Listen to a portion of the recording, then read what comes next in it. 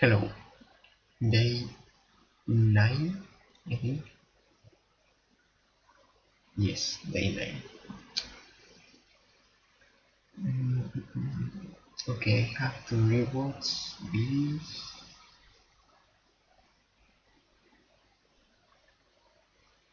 Okay, so I'm going to rewatch.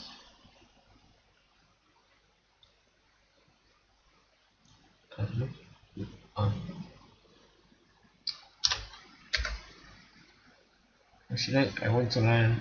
I want to see something about uh, recalling tempos or something. Recalling tempo. Maybe.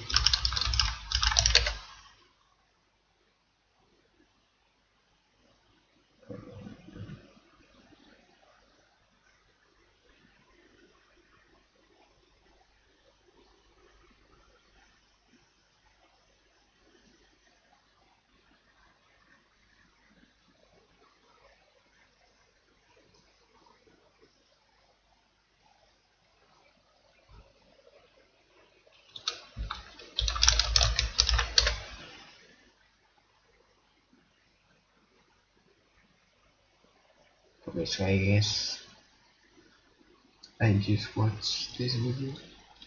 How is in this one? I think so. Oriana, Lux, and so on. If you feel like you have extremely stop taking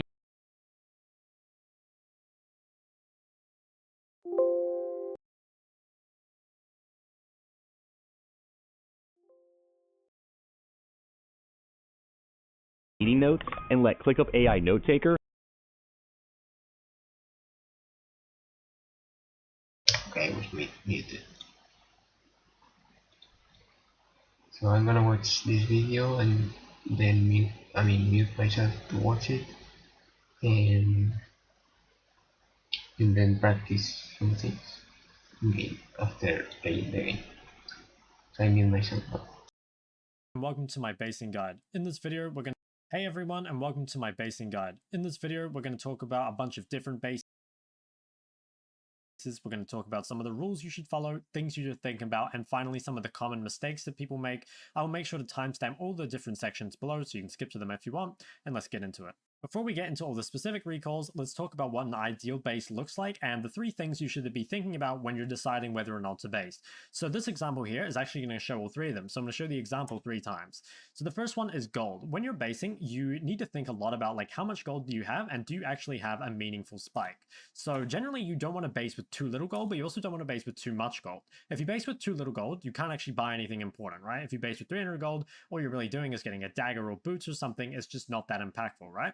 If you base with too much gold, that probably means you've been on the map for too long. So if you base with something like 2000 gold, the problem is that you've actually missed quite a lot of pressure because you could have been on the map earlier with significant items. So generally, as just like a good kind of rule, it's good to base around 1000 gold or so. I'm recording, right? Okay. Assuming that you can get your spike, right? Like if you're waiting for Lost Chapter, obviously you need to wait longer.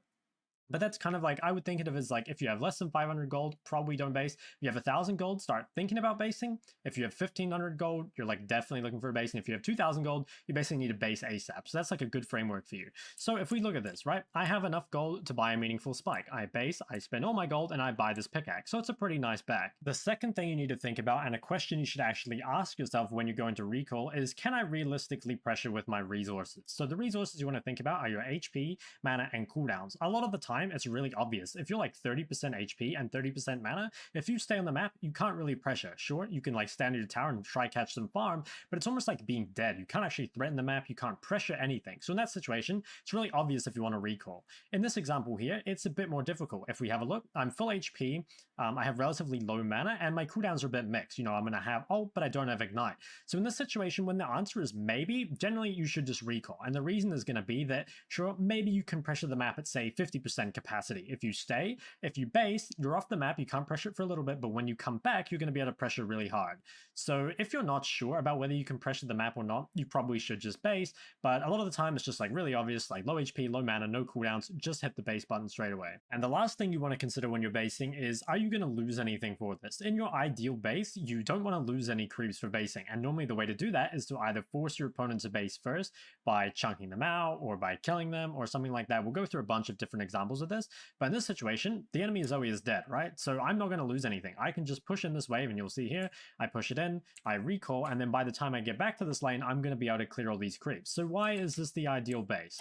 Well, it's because I have a power spike that I want. It's because I know I can't really pressure the map if I stay, and because I'm not going to lose anything for it. So just keep those things in mind, those three things. To recap, it's your gold, it's your can you pressure, and are you going to lose anything? Keep those in mind when we talk about all the rest of the stuff in this video, because it's going to be super, super important. Let's get started with our specific bases. The first one is a very standard base, and probably one that you've encountered all before. This is by far the most common base, and the one you're going to want to use the most, which is where you force your opponent to base first, either by killing them or chunking them out, and then pushing away before basing yourself. This does a few things for you. One, it allows you to base with slightly more gold than your opponent because you got to shove an extra wave. It also denies them the wave, so while they're basing, they're going to lose it. And of course, it allows you to refill your HP and mana, and on top of that, you're not going to lose anything because by the time you get back, as you'll see here, like even if your opponent hard shoves a wave, you're going to get back here in time to clear it. So you're able to not lose any creeps for it. So again, this is your most standard base and probably the one you're going to look for the most, but of course, like you're not going to be able to get this all the time. But yeah, really look for that. If your opponent bases first, most of the time you do want to push the wave before basing, again, to allow yourself not to miss any creeps and to deny them creeps on top of it. Sometimes you actually want to match base with your opponent. You want to base at the same time as them. And there's a couple reasons for that, but the main one is if you don't have the wave clear, either because you lack the mana or you just lack the damage in order to push the wave in time. So this is very common on champs like LeBlanc, or if you're playing melees that have very poor wave clear, like Akali is an example. A lot of the time, you just don't have the wave clear in order to push it in time before your opponent gets back to lane. So in this case, it's because I don't have mana, but you know, on those champs, you just won't have the wave clear.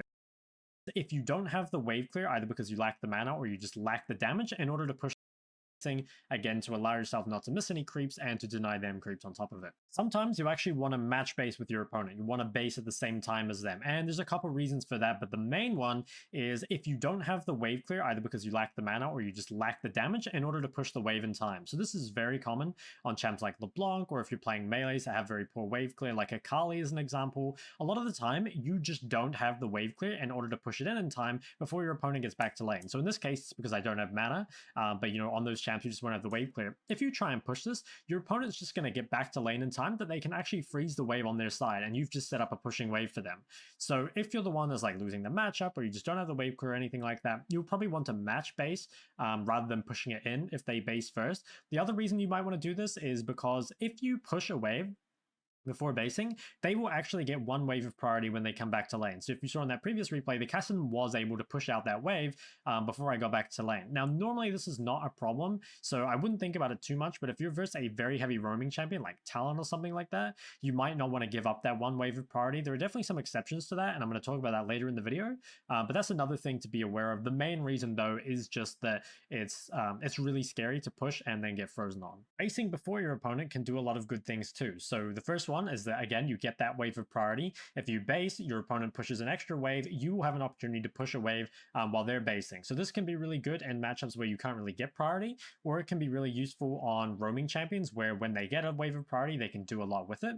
You can also sometimes use it to set up a freeze. So if you know your opponent doesn't have enough wave clear, if you're again versus one of those really weak wave clear melee champs in the early game, you can just base first and then come back, set up a freeze, and they can't really break it. And the last thing you can do with it is you can actually use it to abuse spike differences in matchups. So if you take an example like this, Ryze versus Syndra. Syndra spikes very hard on big AP items. You know, we're talking like maybe Blasting 1 for 850, we're talking like Lost Chapter for 1300, maybe Stork Shoes at 1100, right? Ryze, on the other hand, functions very well on low gold spikes. So he can buy a tier, he can buy a Dark Seal, he can go boots plus Negatron Cloak or something like that, right? There's a lot of things that you can do. So in this matchup, Syndra really wants the lane to kind of go on for a long time. She wants her base to be higher gold, whereas Ryze wants it to be in low gold. Here, I start my base. If Syndra doesn't, or sorry, if Syndra doesn't match, she will push in, I will come back, TP, and then I will get a wave of prior. That's great because I'm a roaming champion.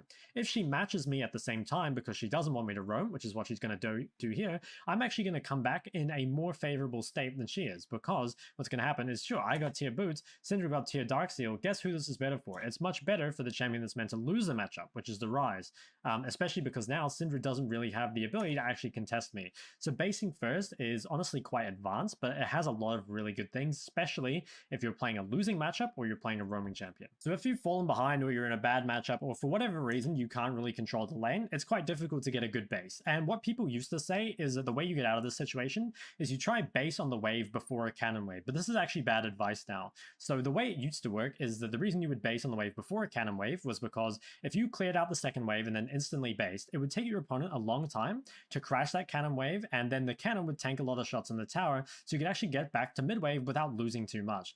But the reason this has kind of become bad advice is for two reasons. One, the existence of turret plates. So if your opponent can stay, they can actually just keep ordering your tower, and as long as they have a cannon there, they can maybe get 2 plates for it. So even though you don't lose that much CS, you're going to give your opponent so much gold that it's almost not worth it.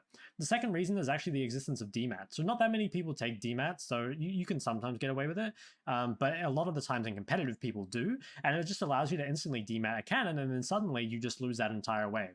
So in my opinion, basing before a cannon is not really much of a thing anymore, and there's a much better way to do it. If you're in a losing matchup like this, you've fallen behind, again, it's quite difficult. You want to pay a lot of attention to both the wave that's currently here as well as the next wave. And the situation you're trying to create is you want some of this wave to be left alive and this wave to be close enough that your opponent's actually going to have to push 2 waves rather than 1. So I'll show you the example. What I realize here is that Syndra doesn't have enough time to push this wave before this next wave comes out. Basically, this next wave is going to reach this point here before she's able to push it in. If she chooses to freeze instead, I'm just going to be able to come back with an item advantage. So she probably doesn't want to do that. She could possibly come here and base, but then if she does that, I might be able to come here and just push it in with my ult. So in this situation, it's quite difficult for her. She doesn't quite know what to do. And as you can see, by the time she realizes that I'm basing, my wave is actually past the tower. And what that is going to mean is that it's going to take her too long to push this wave, and I'm actually going to be able to come back and end up not missing any creeps. So again, this one is quite advanced. It definitely takes some time to get used to, but basically what you're looking for, you're trying to wait in lane long enough that your next wave is going to come out and be in front of your tower before they like realize you're recalling, basically. If they realize too soon, they can just one-shot the wave and it crashes and then you just lose everything, right? But if you do it just right, you know this wave is going to pass the tower, she's not going to be able to push in time, and that allows you to come back and get all the CS. Basing with a freeze can be really, really powerful. So in this example here, the enemy rises right? Like he has the base, and I could just let him crash the wave, but I'm not going to. Instead, I'm actually going to pull up the wave. Now, this is a really common mistake I see here. I either see one of two mistakes. One, people just let this wave crash, and then your opponent just bases, and they're absolutely fine, right? They don't have to TP, they can just walk back to lane. The second one is that you decide to push this wave. If you don't push this fast enough, the enemy just like comes back to, again, a frozen wave, and you're kind of you just can't really do anything.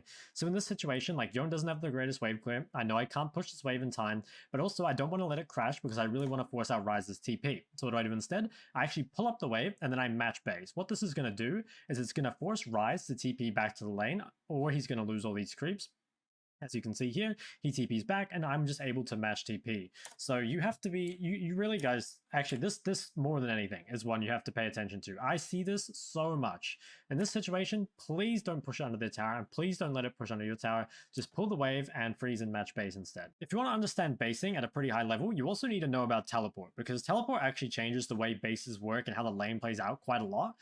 So the way teleport kind of functions is it's used as a second health bar. The reason is that TP will refill your corrupting pots, your refillable, everything like that. Obviously, you can buy more sustain if you want. It completely refills your HP and mana, and it also just acts as a really fast base. So TP is probably the best laning sum, much better than any of the others, but it's quite difficult to use. So there's like 3 matchups we can get, right? We can get TP versus TP, where both mid laners have TP. We can have you having TP versus your opponent having no TP, and you can have you with no TP versus your opponent with TP. So this example here, I am playing TP versus no TP. I'm against a Yasuo who does not have it. When you have TP advantage, when your opponent doesn't have it, a lot of the time you will want to base first and TP back. What this is going to do for you is it's going to allow you to freeze the wave with item advantage. So you can see here, I base and I'm able to come back and freeze, and I have health and item advantage. So what happens is it becomes really, really difficult for Yasuo to actually play the game. I can just pull the wave, I have Thresh nearby, I can have my jungler come mid, and he's in a very, very tough position. So this is why at a high level, everyone takes TP. And because like if you verse someone with no TP, it's very, very difficult. You know, like TP, it just makes such a big difference for lane. So if you're TP versus no TP, most of the time you're looking to base first when you have a spike, TP back, freeze the wave with health and item advantage, and try to keep that perma frozen. In a TP versus TP matchup, there's a few things you can do. So this is an example you actually saw earlier in the video, but let's talk about it from the TP point of view. So again, I'm playing TP Ryze versus TP Syndra. So when you're playing against another TP champ, most of the time you will want to base at the same time as them. So if you take this as an example, right, what would happen if I tried to push this wave? Well, what would happen is I would start pushing it, I'd use some of my mana on it, and then Syndra would just TP back with her item advantage, and then it would be really difficult for me to crash that. Even though I have TP, I'd be forced to walk away from the wave, complete my full base, and then TP back, and during that time, I'd probably lose most of the waves. So it can be quite difficult to push in a wave against the TP user if they have it up. The exception would be if you can keep them under tower, like if they're so close to tower that you have time to push it before they can TP back to the wave, you can do that, because like this is an old replay, so you can still TP. Okay, enough. This is too much. I'll watch it another time, I guess, but for now this is too much. And I don't think people in Iron think all of this, so I don't think it's so important for me yet. So, however, it's time for me to start practicing some things in the game. So yeah.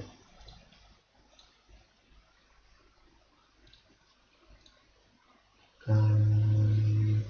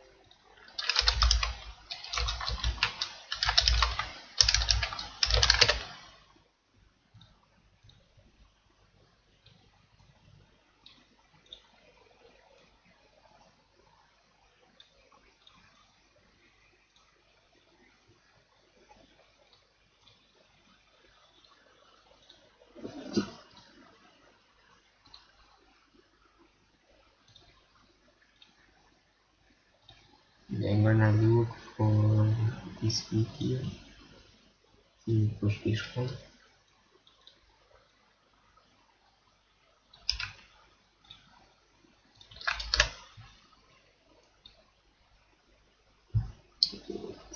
Chovy is without a doubt the king of farming in all of League of Legends. Time and time again, he's out farming every single player he goes up against, regardless of what he's playing or what matchup he's in. Absurd numbers like 250 CS at 20 minutes are commonplace for him in competitive play, and a big reason why he's regarded as one of, if not the best mid laners in the world. Of course, we don't play in the LCK, but that doesn't mean that we can't learn. You want to know about the settings?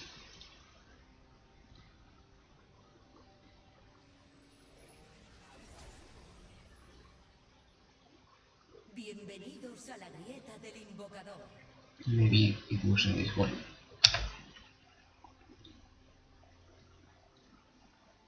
30 segundos para los súbditos.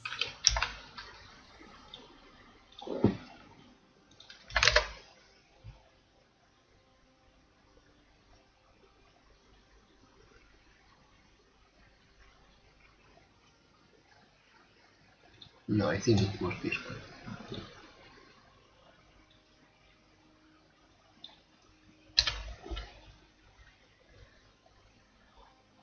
Se han generado súbditos. If you're playing very in your opponent's face, scorched by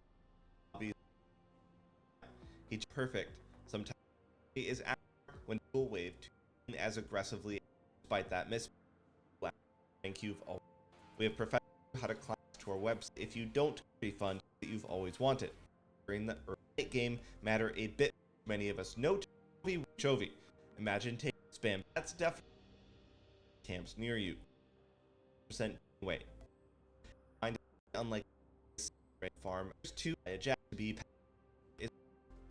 plays are going to lead him to terms of getting you their entire. If you were really going to want to try to take wave, he was his way.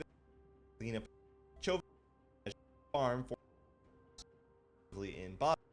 What Anna is Chovy's picked up countless time to in joining his team whenever possible. This isn't a new concept, but perhaps a different way of looking at the situation. The problem a lot of people face is that they don't trust their teammates enough to not run it down while they push out a wave. It creates what we could call the solo queue tax. Increase how many last hits you score.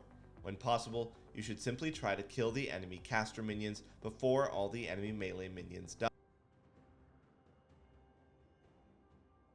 But things aren't really going well yet. Trust us, we know exactly what you've been going through. League's been out for 15 years and auto attacks. You can think of your autos in 3 separate parts. The wind up animation, wind useless. All command to cancel the wind down, letting you begin move and getting a feel for this. Champions with useless. All you need to know is that right after your auto attack goes off, you should input another movement command to cancel the wind down, letting you begin moving a whole lot faster. This sounds way more complicated than it really is. All you're doing is auto attacking and then immediately trying to move afterwards. Now, we suggest going to the training tool and getting a feel for this. Champions with high amounts of attack speed definitely benefit from mastering this concept along with attack moving. And as you can see, your champion will seem much more fluid to play by canceling that wind down animation. Now, something to note is that this timing changes based on your attack speed. So in this example, Trundle's W ability places a field on the ground, giving him a ton of attack speed while it's active. You can see that as it ran out, he ended up messing up the timing on an auto attack here. So while you're in the training pool, we definitely suggest buying various amounts of attack speed when practicing. This way you can get a better feel for how the timing is going to change as the game progresses. Trust us, this absolutely is not hard to learn either. Just spend a few minutes in the training tool and you are going to have this down in no time. So before you can even get to a new fight to use all these new skills though, you need to power through the laning phase, which involves obviously killing minions, and a lot of them. And probably the single most beneficial skill any new player can learn is being a bit more consistent in scoring the last hits on every minion. Minion gold is by far your most reliable income in league. And to put it into perspective, on average, 15 minions is about a kill worth of gold. So if you find that you're mistiming the last hit on minions, then you're throwing tons of gold down the drain, and you need to listen up to our following tip. So later into the game, your spells do tend to destroy waves, so it's much easier to score last hits late in the game. But in lane, you're typically trying to secure each minion with your auto attack or a weak spell. To make this more consistent, pay attention to how much damage you're dealing with your autos or abilities. Keep those numbers in mind at all times. Then on last hits that you're going to be unsure about, you want to left click a minion to open up their information panel on the top left. What most players do is eyeball it and try to guess when they should last hit. But with this panel, you can wait for the minion to drop below the health threshold of your auto or spell. This way you're going to know for certain whether you can score last hit or not. And of course, this isn't a tip you can implement every time, all the time. But if your opponent is trading aggressively in lane with you, you're not going to have time to click on a minion and focus on its HP at the top left. But at the very least, you can use this whenever you have breathing room and you aren't being pressured, and especially on the cannon minions. Securing those is the equivalent of 3 last hits, so you definitely want to do everything possible to make sure you don't miss those. As simple and newbie as this tip sounds, even the very best players in the world still use it consistently. That's just how effective it is for securing those all-important cannon minions. Now, on the topic of killing minions later on into the game, waves start dying pretty quickly to your spells. However, there is a common issue that we notice a lot of newer players dealing with. Settings guides all over YouTube and including our very own will often recommend to newer players that they should quick cast their abilities. If you haven't done this yet, we would recommend doing so here in the settings. Basically, it just makes it so you don't have to press an ability and then left click for it to go off. Instead, your spell's going to go off immediately after pressing the initial keybind. This is quite important in League as it allows you to combo abilities a whole lot faster. But we found that newer players often suffer a huge issue when using quick casting, particularly around minion waves. Most champions have 1, maybe 2 spells that deal area of effect damage, which allows them to clear waves. But if you quick cast your spell, you might misplace it, not hitting all of the wave. Now it's going to take you forever to kill all those minions, which can significantly reduce your ability to help your team at fights or objectives. In League, you're going to be interacting with minions a whole lot, so you definitely don't want to be slow at clearing waves. You're going to spend a lot of time doing a whole lot of doing. And so you want to make sure you have both a quick cast keybind for your spells, but also a normal cast one. Typically, players are going to use a shift modifier so they can use the normal cast version when needed. Now, as you can see, this lets you line up your spells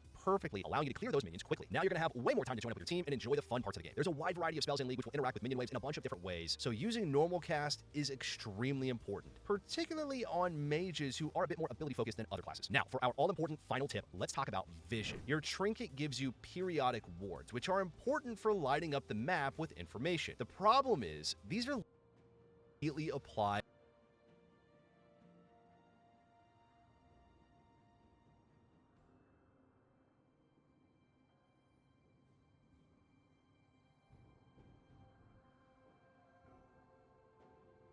quite a lot. If left alive, this ward's going to give your team a ton of information. Immediately apply as a beginner in League. Remember, if you really want to get it, be so beneficial. Absolutely no spells. If you only dead, you should just the attack move keybind champion, but you want to keep hitting them as you run.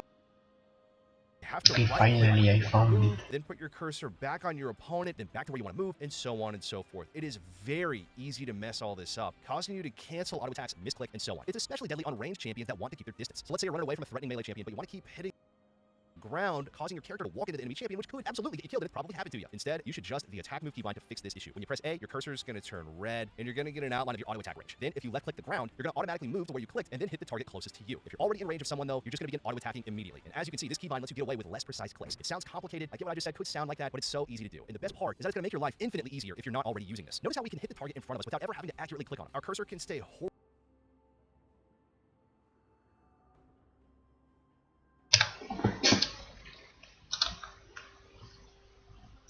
Okay. Um,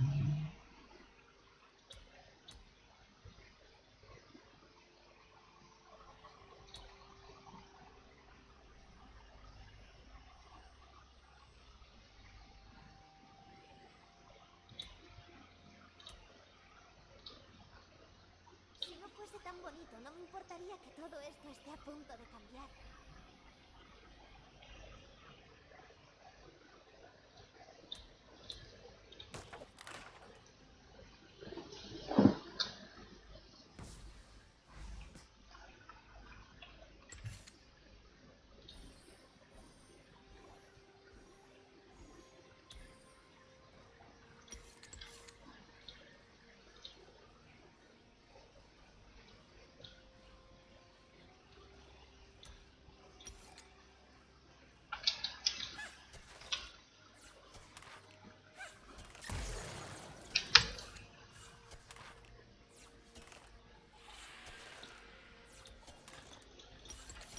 Nadie que sea libre teme una travesura.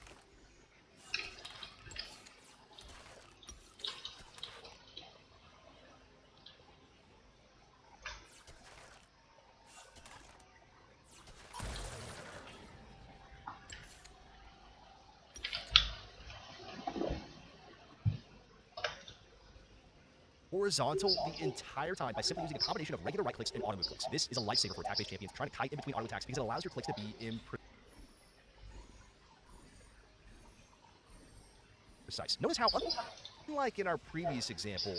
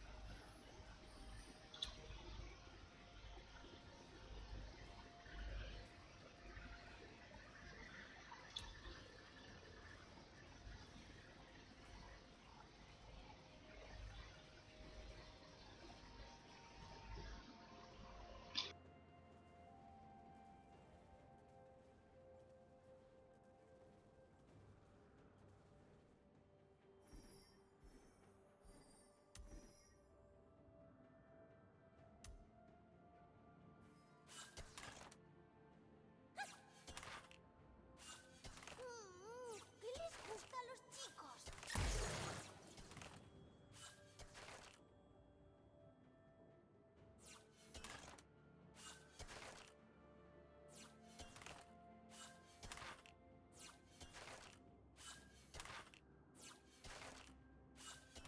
it is much easier for the marksman to keep their range by using this technique. Their mouse is always behind them, letting them kite and hit their opponent at the exact same time without requiring much effort at all. Now, there is some tips to improve this, though. Attack move technically requires 2 clicks. First A to change your cursor and bring up your range indicator, and then a left click to input the command. Now, if you want to turn this into 1 click, go into your settings, hotkeys, then open up player movement. From there, change the keybind from player attack move to player attack move click instead.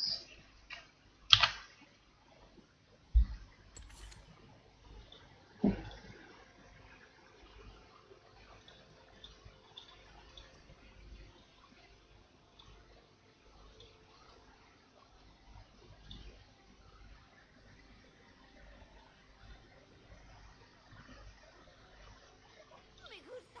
Debería venir aquí cada milenio.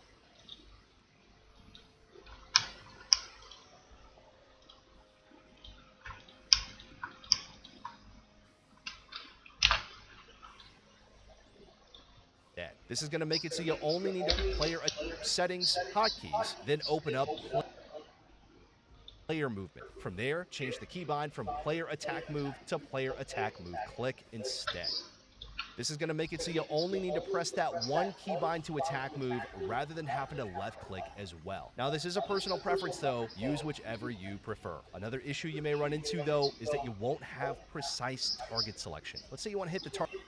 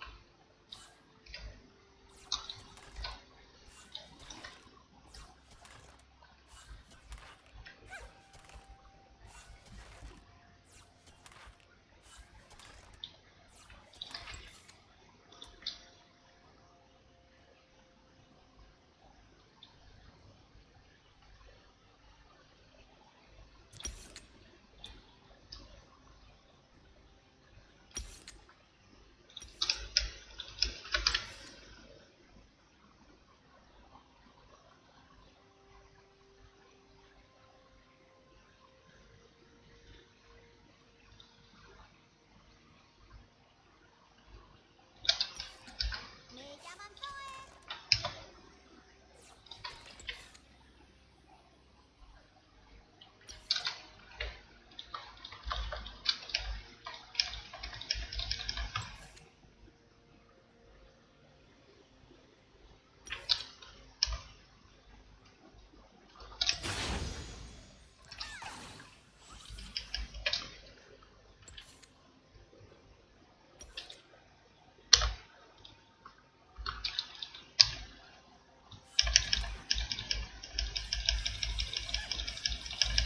Es un mundo pequeño y maravilloso.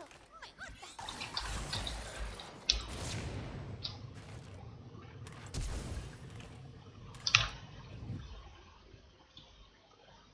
Target in the back here. The problem is attack moving automatically prioritizes whatever target rather than having to left click as well. Now, this is a personal preference though. Use whichever you prefer. Another issue you may run into though is that you won't have precise target selection. Let's say you want to hit the target in the back here. The problem is attack moving automatically prioritizes whatever target is closest to you, which clearly sucks. Open up your settings, go to game, scroll down, and enable attack move on cursor. This is a pretty awesome your settings, go to game, scroll down, and enable attack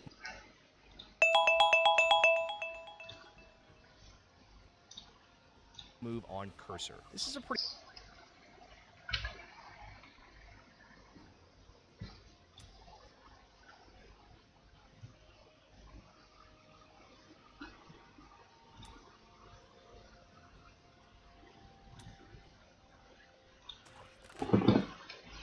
¿Este es el precipicio a una nueva realidad?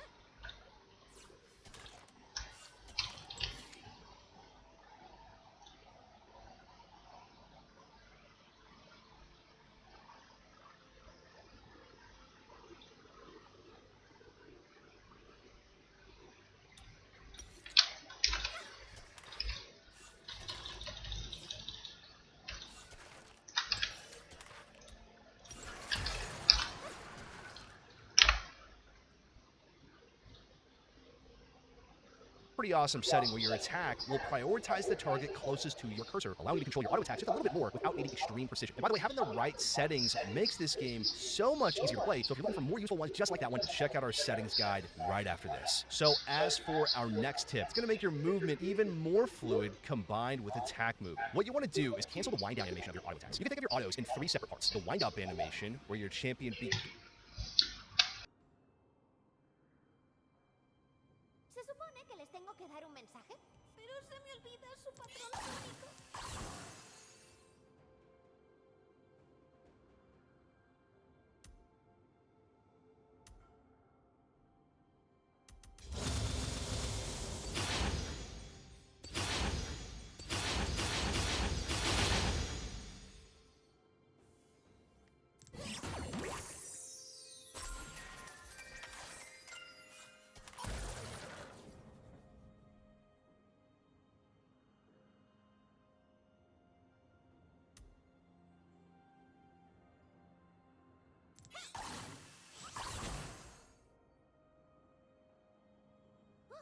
Esta ciudad es la mar de tranquila.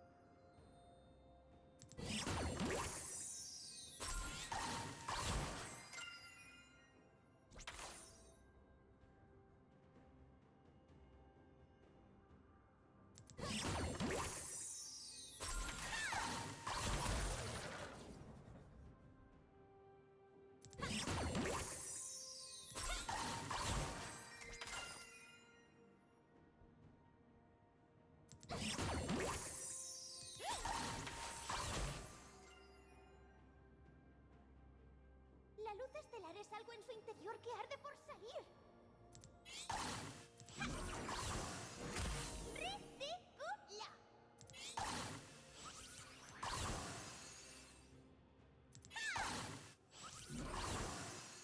Y ellos en plan... ¡Ale! ¡Oh, no!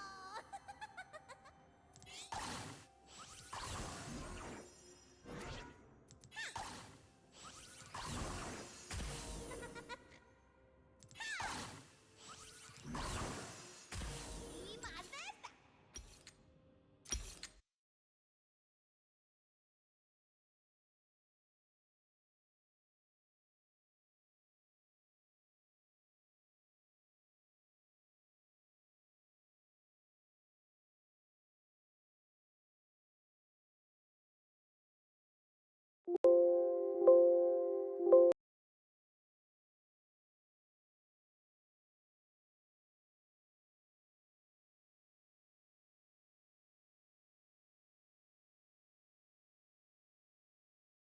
Okay, I was muted all the time. Okay, my bad. I think when I was supposed to be muted, I wasn't. And when I wanted to unmute myself, I muted myself.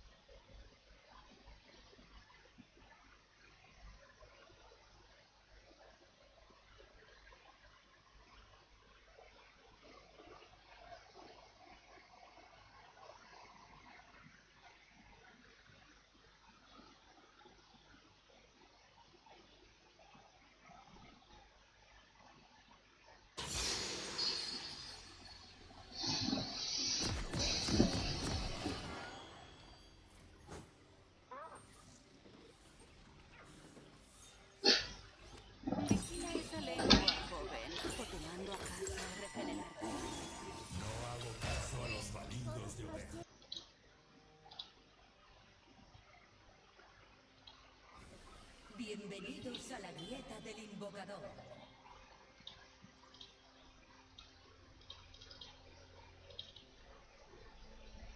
30 segundos para los súbditos.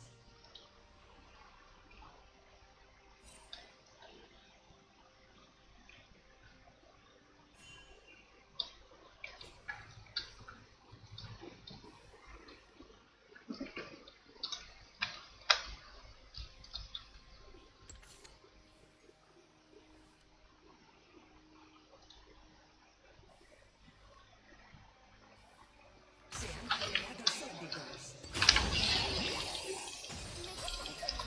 Espero que se salga.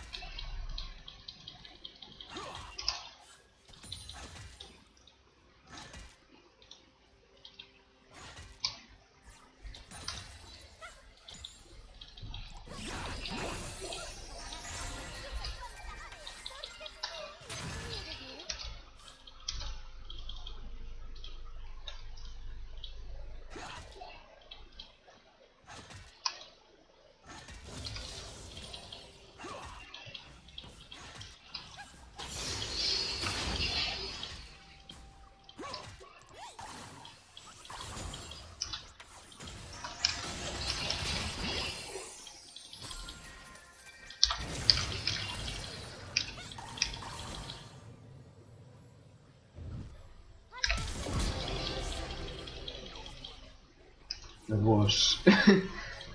Ah, Barno. ¿Qué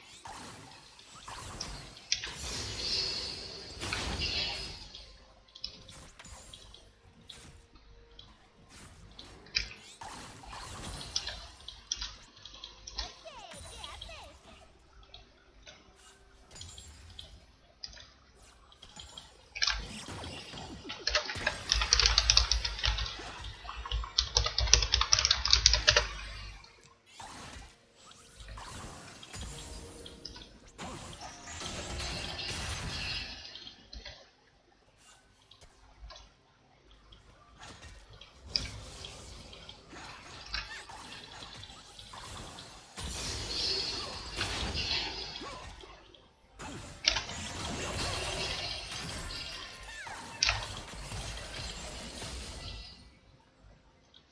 Cada día, cada estación acaba.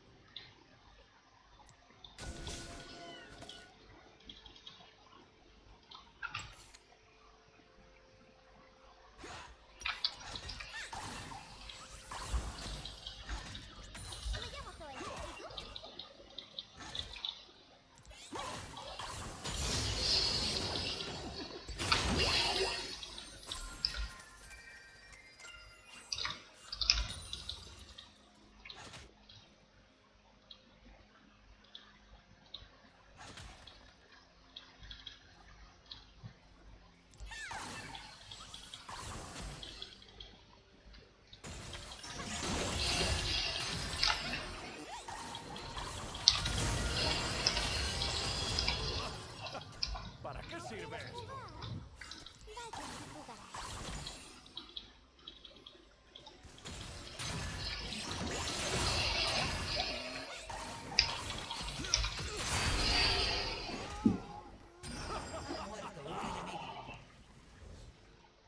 Asesinato doble. Ha muerto un aliado.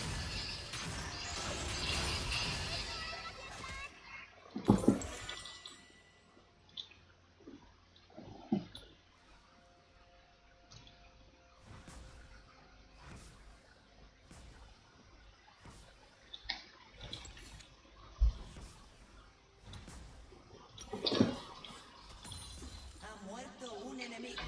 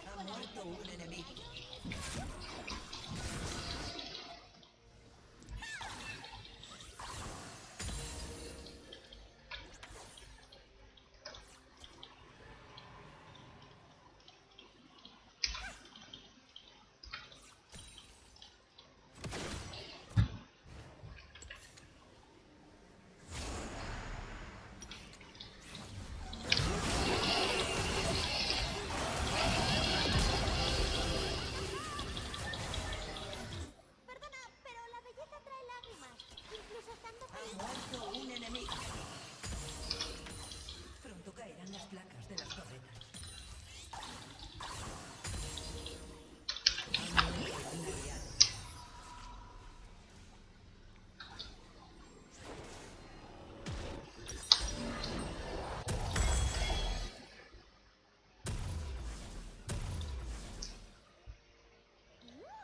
Me gusta cómo la reacción atmosférica de hoy favorece esta cosa.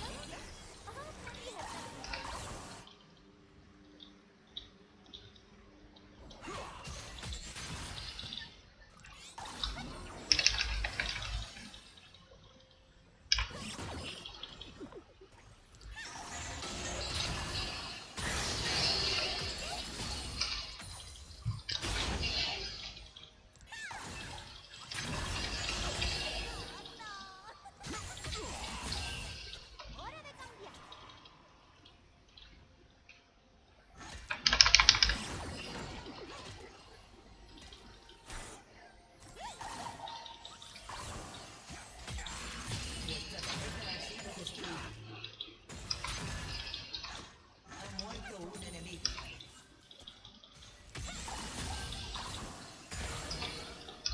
El tiempo es como una ola. Todo lo que te lo quita.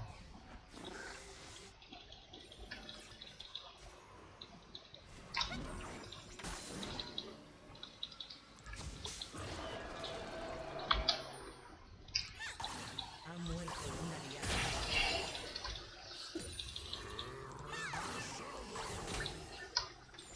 Ha muerto un enemigo.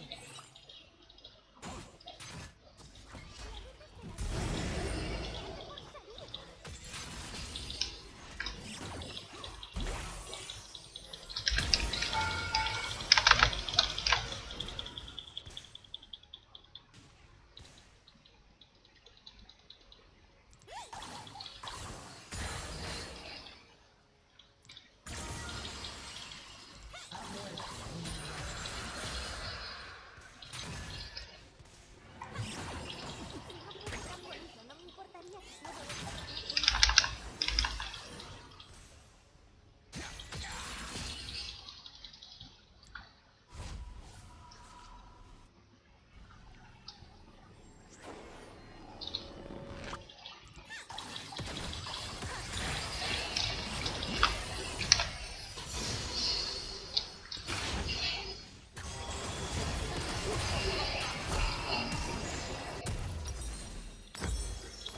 Vuestra torreta ha sido destruida. Ha muerto un aliado.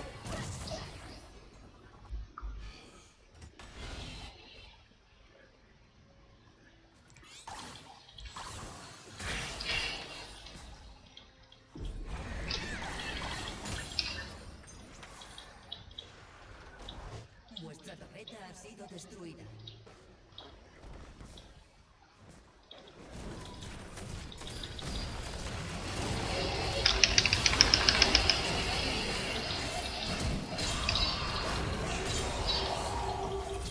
Asesinato doble.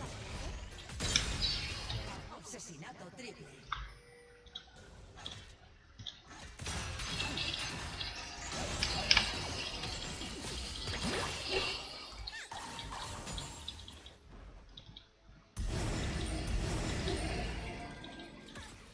Tu equipo ha destruido una torreta.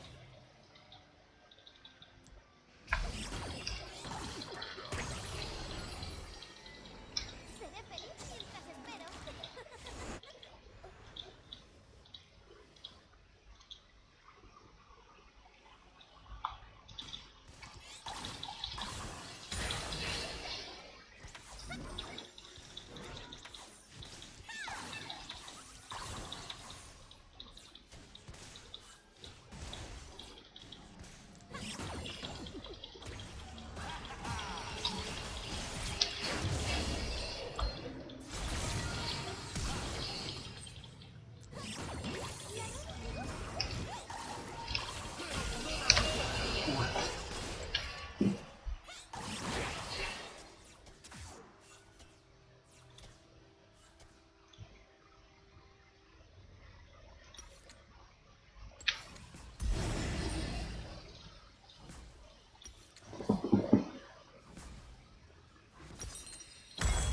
Un enemigo.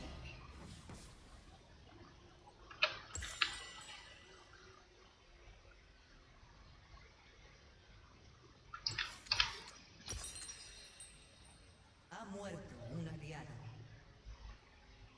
Asesinato doble.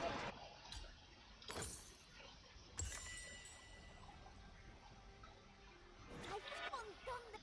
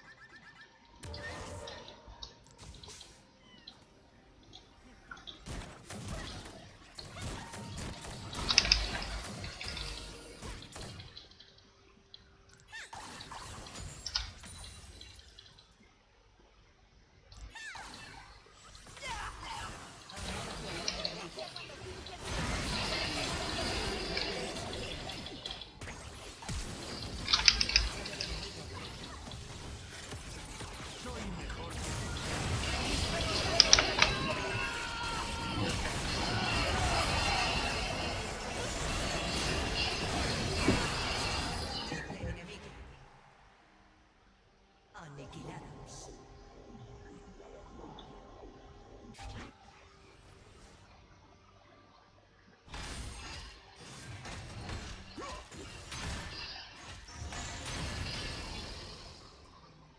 Vuestro inhibidor ha sido destruido.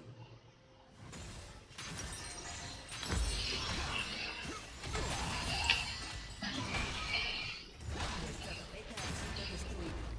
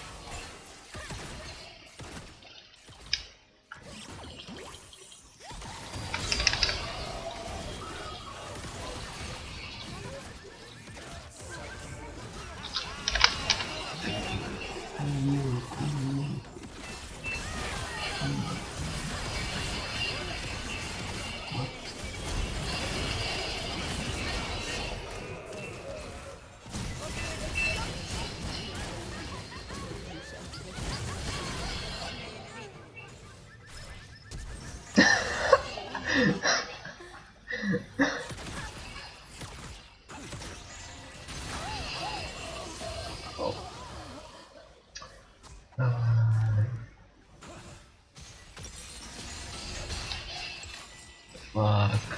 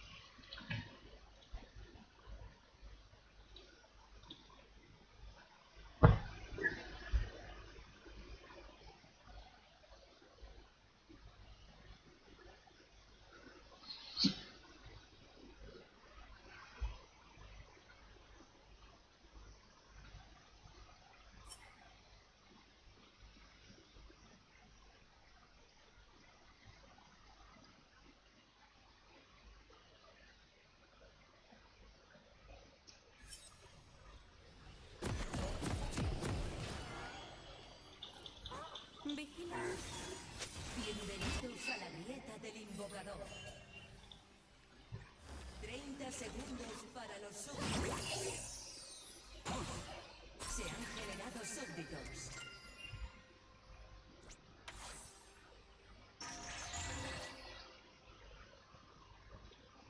invocador se ha reconectado.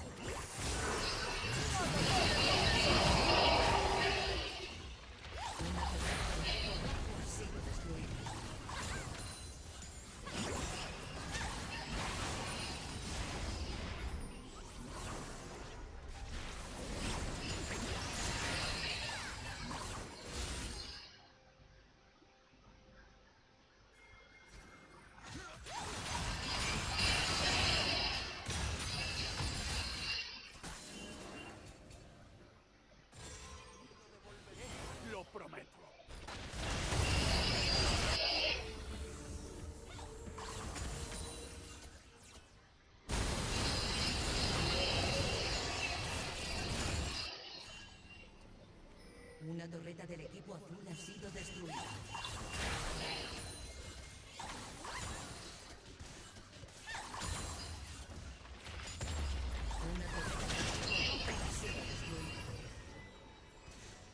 Una torreta del equipo azul ha sido destruida.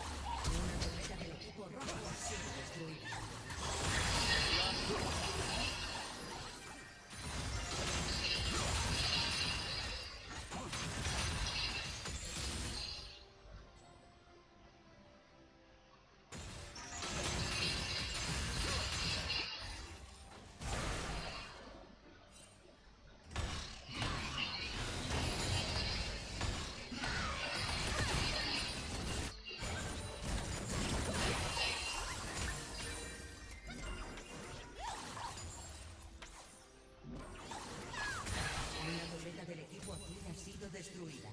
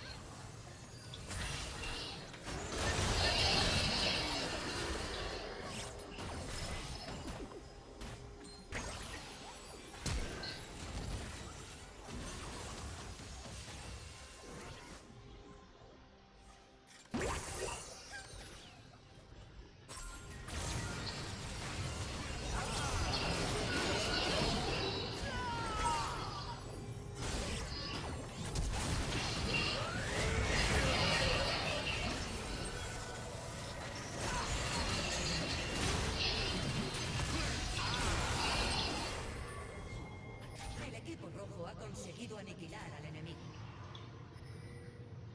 El inhibidor del equipo azul ha sido destruido.